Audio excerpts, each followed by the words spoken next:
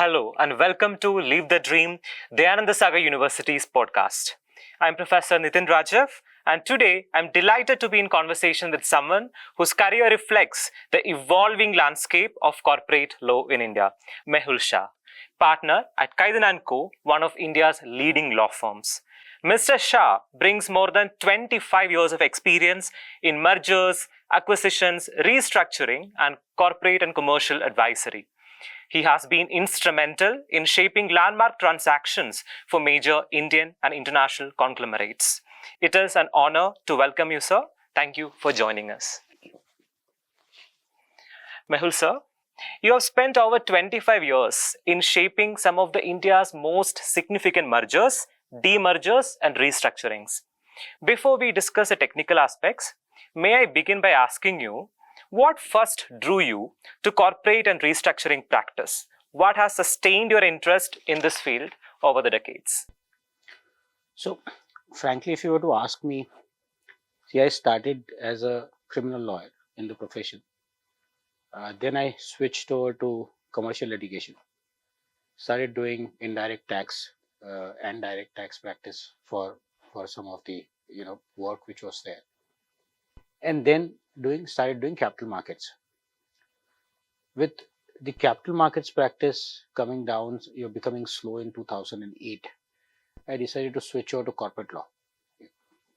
With the exposure that I had in all other segments that we had in the law, I felt corporate restructuring would be apt, because that not only deals with the corporate law, it also deals with the tax aspects of it. It also deals with the holistic contractual aspects and the legal aspect of it, and therefore slowly, steadily, I just fell for it, and it was nothing that I had pre-chosen to decide doing anything under the corporate law. If you were to ask me today, is a corporate restructuring as a practice recognized internationally? No. It's a part of an M&A practice, and with the regulatory domain and with the transactions, the nature of transactions and the other benefits that are available, corporate restructuring has become one of the most important modes on acquisition, and therefore that's how I've just specialized into this domain. Otherwise, there's no specific thought process that had gone into it. Yes, today definitely we have a dedicated practice in the firm, and therefore if anybody would want to come up, he will have to decide to be an expert on the corporate restructuring, unlike me when I started those days, where it was more of a lawyer than a specialized lawyer at that point in time. That's a wholesome story, sir. So during your extensive practice at Khaitan Co, where you have handled significant and complex restructuring matters with numerous clients, and someone who has been recognized by rankings such as IFLR 1000 and Legal 500, what values or professional habits have been most critical for you in establishing or building that long-term relationship with clients? One is definitely these are the clients of the firm. Number two, it is your ability to deliver in the manner in which it is generally expected. You are available for them around the clock, and also that you are able to bring on table more than just the technical aspects of it. What I mean to say is that you also bring on table the commercials. You can bring in certain things more, which you obviously get from the experience, you obviously get from the way one would want to generally handle the transactions of this nature. Now, just to say, how would a transaction or restructuring transaction, so what all gets included in it? You have, if it's a listed company transaction, you want to look at aspects of SEBI law. You want to look at what the stock exchanges would expect you to do. You would look at what the NCLTs would expect. You would also look at how the statutory auditors will look at it. You also look at what the tax and everything, tax laws are going to look at it. And of course, at the end of the day, what is that client proposing to achieve out of it? So you bring in the experts at the correct time in implementing this transaction, and that's how, as a firm, we are able to put a strong foot forward in delivering it. It's all these recognitions it's a consequence at the end of the day. It's not something that you create that for yourself. It's a consequence of the work that you do, and it's a team game, not some individual work which is done on this. Absolutely, sir. I think at the end of the day, it is more about knowing what the client specifically needs from you, right? Restructuring work often requires balancing commercial objective, stakeholder alignment, regulatory expectations, and judicial scrutiny. I mean, this is to say that there is multiple stakeholders who are involved in every transaction. So how do you personally approach and balance advising all these different stakeholders, and then at the end of the day, keeping the commitment to the client as well? I think, see, one is you need to understand how a restructuring works. Generally, there is definitely an objective for which any transaction is being undertaken, and once that objective, is in principle agreed between the stakeholders, then it comes on the implementation of how you implement it. You are again required with the regulatory regime that the country has, and with so many laws applicable, you are required to see that you implement that in the most tax efficient and the regulatory compliant manner. And that's where you start developing that from that objective to creating a rationale for it. And then obviously, if it is fair and reasonable for all, very difficult for anybody to refuse a transaction unless and until you feel that this is absolutely unreasonable for certain things. And the judicial scrutiny, or I would say the judicial law which has been set, it's pretty settled to this extent when it comes to the laws on restructuring. Yes, there, every transaction it has its own nuance, and that you deal with it as and when it comes. But once a shareholder, once creditors are on board, that is, then you don't see much of a challenge.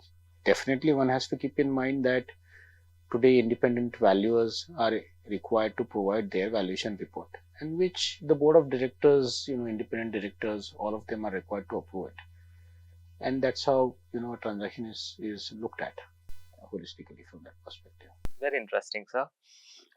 Sir, I would now like to shift to a question particularly relevant to our students, and I think very significant that I'm asking this as an academician as well. Many young aspiring lawyers today are now drawn to corporate law, maybe because of the lifestyle or because of the perceived advantages that they think it offers. So based on your experience, what are some of the demands and the lesson known realities of corporate practice that every law student might be aware before choosing this path? I don't know whether this hype is created because of programs like Suits or Boston Legal, or all those fancy stuff, series that you have on the OTT. I don't think it's any different than any legal practice. The work is a little different. Yes, you're doing more of a desk job than going to the courts. In courts, you analyze pleadings, you analyze issues that are coming up. Here, you're dealing with transactions.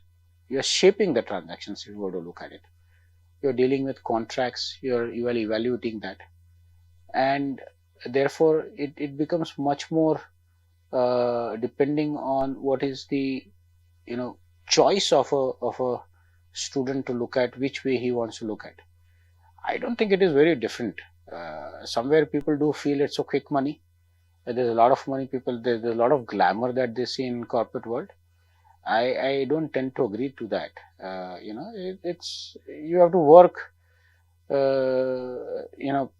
13, 14 hours, you have to work for it. Whether it be in courts or you work in a law firm.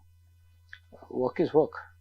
And I don't mind saying this, that legal profession is only profession which is known as jealous mistress, which doesn't allow you to do anything else. And therefore, to say that people are more keen looking at corporate practice or they want to do, I don't agree to that. All right, sir. Sir, over the years, you have worked very closely with young lawyers, interns, associates, and even law students. I love your take on this. What are the key skills and attributes that today's corporate practice look for in a fresh graduate? And from your experience, what set apart from someone, let's say, who simply knows the law from someone who is truly ready for the profession? I think it's how you train yourself during the law school. Our days, it was just for mock trials or moot courts that you would do within the college that was there. Things have changed now. You get an opportunity to do internships. The college has become far more, the curriculums in the colleges has become far more practical oriented. There's a compulsion to have 2-3 internships in a year. What I see from the juniors coming, what I hear from them, interns attending our at least from our firm. So they're more career oriented now than our days. We of course we were, but with the fast changing lifestyle, with the fast changing, how do I put it? With the laws that are changing today, and also with digitization. The requirement of clients, etc., going up, the expectations going up, the ability to turn around also, and with AI coming in, I think every junior or an intern should know at least the basics. Their fundamentals should be absolutely strong. Their basics on contract law, their basics on constitutional law. Evidence law, the procedures which are adopted, criminal law, or to that extent, or the tortious, the tort law that you have. Your fundamentals should be strong. Your ability to research should also be there. You should be doing more and more, research to understand. And then at the end of the day, doing research, just picking up the head notes or reading, summaries of it doesn't help. You have to read the entire judgment. You have to read the important aspects of it. You should be able to distinguish what is the ratio coming out of it, what is the obiter out of it, and you should be the ability to read will help any junior to do well in the profession. I think it's such a valuable intake for all of our viewers, especially the law students. And finally, sir, after decades of helping different companies and conglomerates restructure, transform, grow, what continues to inspire you the most about practicing corporate law in particular and being in this legal field in general? What keeps the work intellectually and also, very important, personally fulfilling for you? See, I think it's the kick. Okay. Every day morning you wake up, and when you see in the news reports or something there, oh, this is the transaction that we worked on, and that's coming in the newspaper. I think that gives you that kick to continue working and pushing for it, and your inclination to learn. The more you work, the more you get into it, the more you realize, oh, I don't know this. Okay, I need to do more research in depth. Every time I'm talking to my colleagues and every time we discuss, we realize, अच्छा ये हिसाब से पढ़ा ही नहीं था. I had not read this in this way. It can be read this way as well. If I read it this way, the outcome is completely different. Okay, so that's what the law gets you. And at the end of the day, it's just the kick. on the practice. Absolutely wonderful, sir. You continue to be an inspiration to so many law students over here. So, Mehul Shah, it has truly been a privilege speaking with you. Your insights today on the evolution of corporate restructuring, the values that guide your practice, and your guidance for young lawyers offer immense clarity and inspiration on the part of School of Law, Dayananda Sagar University.